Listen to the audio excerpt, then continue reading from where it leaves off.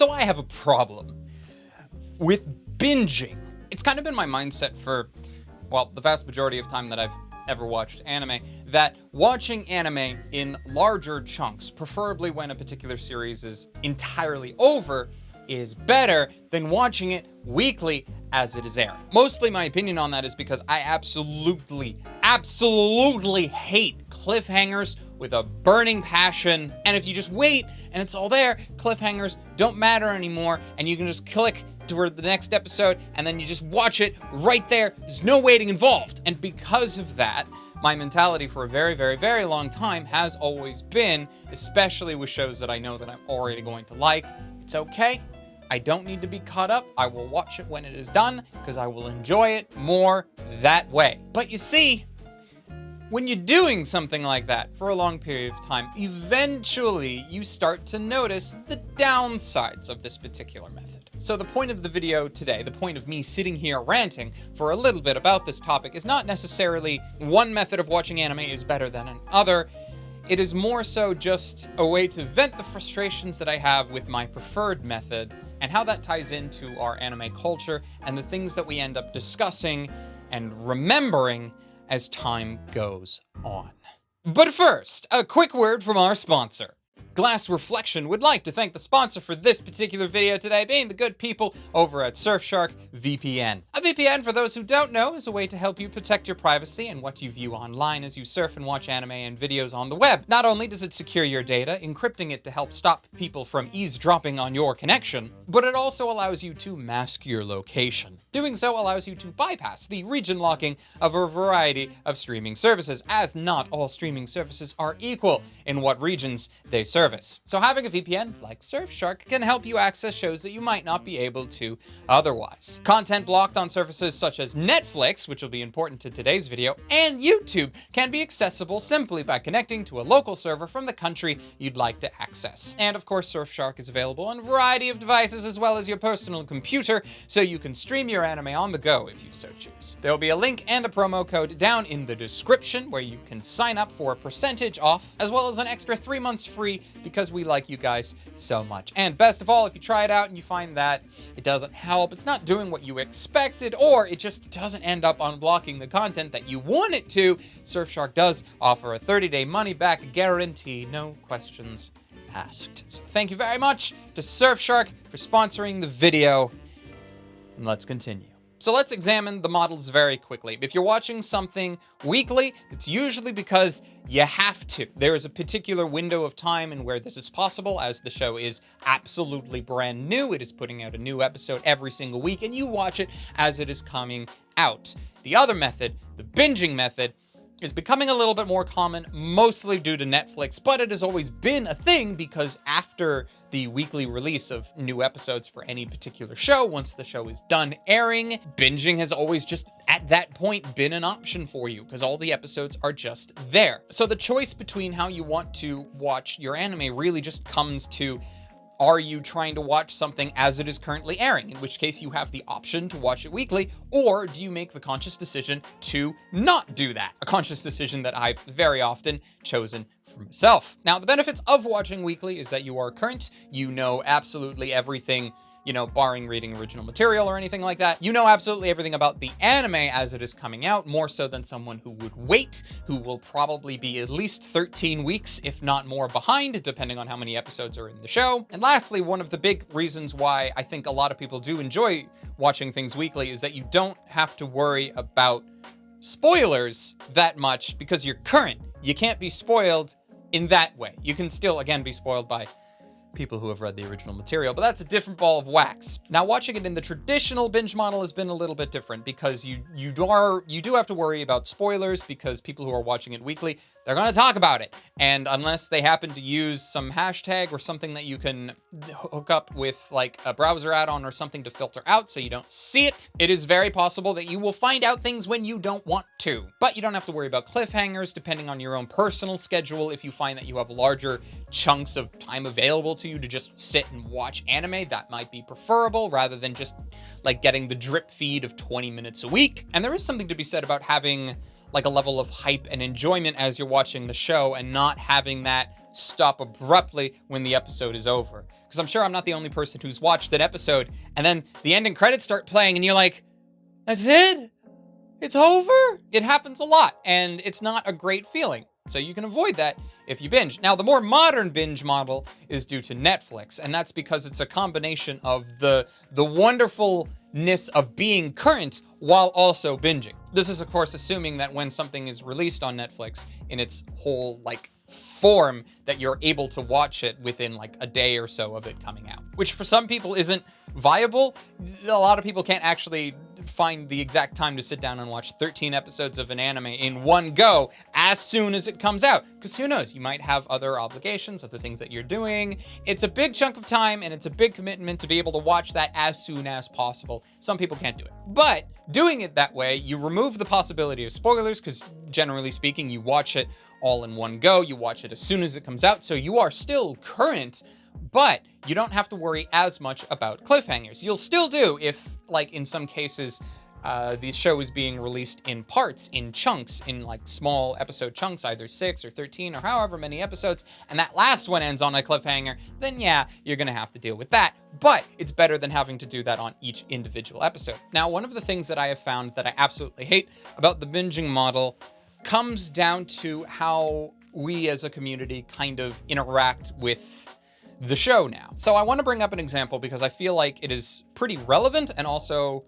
a really good example of what I want to discuss here today, and that is JoJo's Bizarre Adventure, Stone Ocean. So Stone Ocean released on Netflix at the very end of last year, back in December. It released 13 episodes in one go, and this is the first time, at least for JoJo, that we've had it in that way. All of the parts before Stone Ocean were all done on a weekly basis, all the way back. So this is the first time that it's yeah, you don't just have one new episode of JoJo, and we'll continue to have one new episode every week. You have 13 right now, go. And one of the things that I've noticed with this JoJo specifically is that we as a community aren't talking about it as much as we used to. Don't get me wrong, it's still JoJo, it's still stupid popular, but if I am comparing the time that we are in right now, which is technically Stone Ocean is airing, quote, quote, because we only have the first half and there will be more upcoming in later months. If I'm comparing right now to halfway through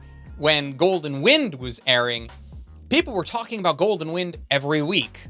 Why was that? Because a new episode came out every week. There was something new to talk about every single week, and then that kind of gets cemented in your mind for however many weeks that the show airs. And each individual JoJo part has different episode numbers, but we're still talking about the majority of a year when a new JoJo part is airing, that we get a new episode every week. But Stone Ocean, we just got 13 episodes, and people talked about it a lot when it came out because, JoJo. But now we're a couple of months removed from that original release, and we've stopped talking about it. And why have we stopped talking about it? Probably because we've already said everything we need to. If you're talking about a show as it is airing every week, you get a new thing to talk about, a new episode, new content that you can discuss and just gush over, or however you interact with your JoJo episodes. But we haven't had that. We haven't had the constant weekly reminder of JoJo, and so with everything else that has been coming out on a weekly basis,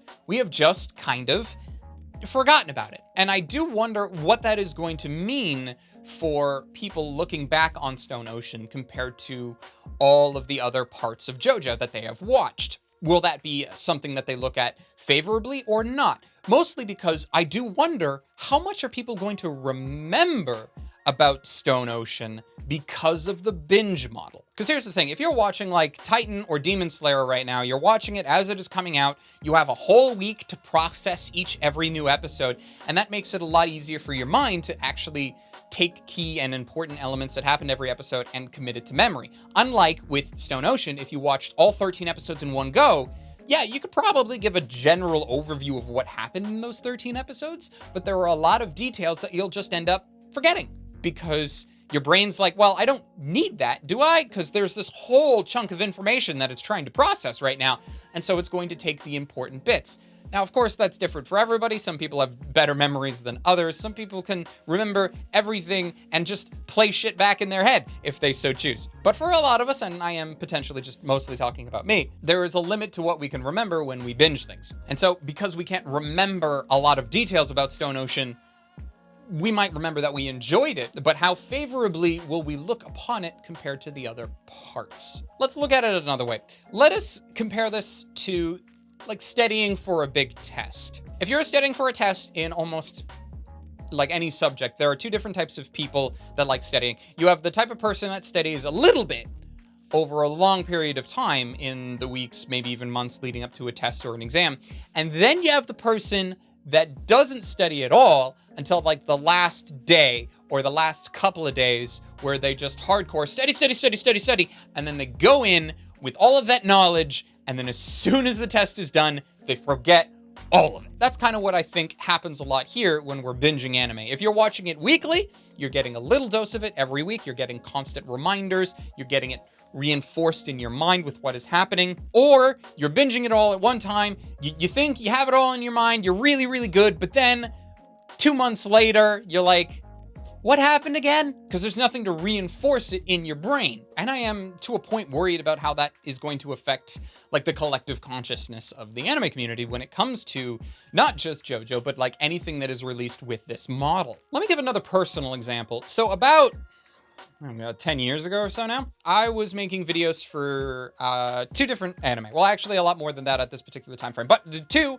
for the sake of the example that I want to bring. I was working on videos for a show called The World God Only Knows, and I was working on a review of Steins Gate. Now, I watched both of these two shows differently. The World God Only Knows, I watched binged because there was a couple of seasons out. There was a lot of episodes that I just got to binge watch and everything. I did not watch World God Only Knows week to week. Steins Gate, however, I did. And the reason why I'm bringing this up as an example is because as I sit here, I can't tell you a lot of details about The World God Only Knows. I can tell you that I enjoyed the series a lot. I can give you a rough overview of what the show is about and how many seasons it has. But like if you're asking me individual details about it, what every arc in the show is about, I might be able to guess at some of it, but I don't have a lot of confidence in how accurate I could be with that. Steins Gate, on the other hand, because I watched that week to week, I could tell you basically what happened in almost every episode, or at least to a far greater amount of detail than I could with The World God Only Knows. Now, also keeping in mind that one could argue that because I enjoyed Steins Gate a whole lot more and it's a lot higher up on my list of favorite animes of all time, that perhaps that would lead me to be more likely to remember details about it. Also, because I did actually watch it in totality one other time since then, because I watched it fully in dub. Because of that, I may have a better memory of it compared to World God Only Knows. But I just wanted that as one example that I feel like, while anecdotal, is still something that I've seen as a habit throughout time.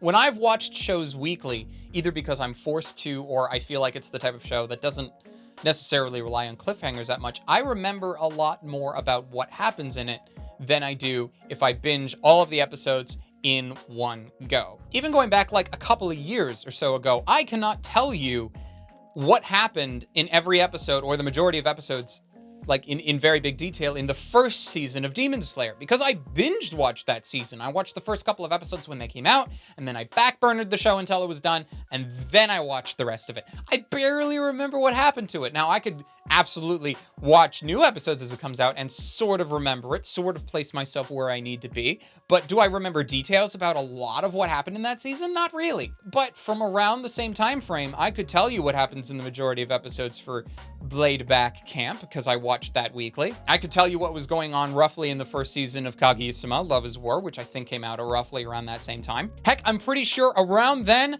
I rewatched a whole bunch of episodes of the first season of Pokemon, and I could tell you everything that happened in those two, because I did a video on that around the same time, and that specifically I was watching in not a binged format, because me and my wife were watching it, and we were just kind of enjoying it over time for the several months leading up to that point. And this does kind of bother me, because like bringing it back to JoJo, I wonder how this is going to affect not just JoJo, because I think JoJo, being JoJo, is going to have a lot more of a collective consciousness memory of it, but just like specifically Stone Ocean or any show that gets released like this. If you have a really good show that is not part of a franchise and it's released on Netflix, how easy is that show going to be forgotten, right? If it's not attached to a franchise that people already have, like, personal attachments to, if it's just a one-off thing that just exists, how likely is that going to be to stick in our collective consciousness, regardless of how good it is? Also, like, if it's a brand new series, how likely is someone to actually sit and binge watch it if they don't know how good it is? It's a level of commitment as well, because, like, if it's just one episode, well, it's one episode, it's 20 minutes. Let's just turn it on and see if it's good. But if a whole show is already out, will you actually watch it? You might not, because you're like, hey, a whole show is a big commitment. And then, like, people aren't watching it if no one's talking about it, if there's no reason for you to, like, maybe feel like you have FOMO and really absolutely need to watch the show, why would you? And I feel like this has just been a thing with me personally for a good long while, because the binge model, both the traditional binging and now the more modern version of binging, has been my preferred method of watching anime, but at times I do see the disappointments start to build up. I do see the downsides start to building up. And I do wonder if it's a bad thing that I am not fully caught up with Titan right now.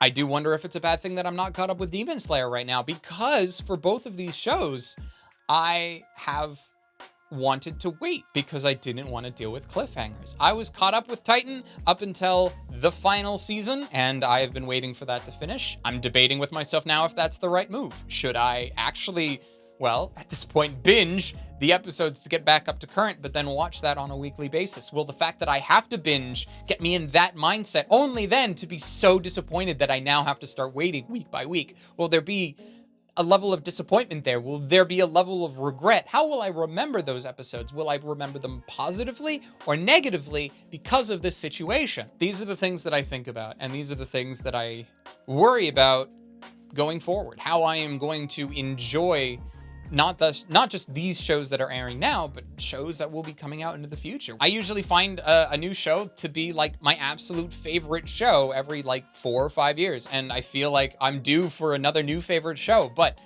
will I not either be able to enjoy that show when it comes out because of how I am choosing to watch the anime? Or may I not even watch it because it comes out on Netflix and it's not attached to anything else, and it's like, I can't really commit to watching a whole 13 episode series or anything like that, and I don't really feel like only watching a couple of episodes because I'm an idiot and that's just how my mind works. Because you think I should just be able to look at Netflix and be like, oh, 13 episodes are available, but I don't have to watch all of it. I could just watch a couple of episodes, and if I don't like it, I could drop it.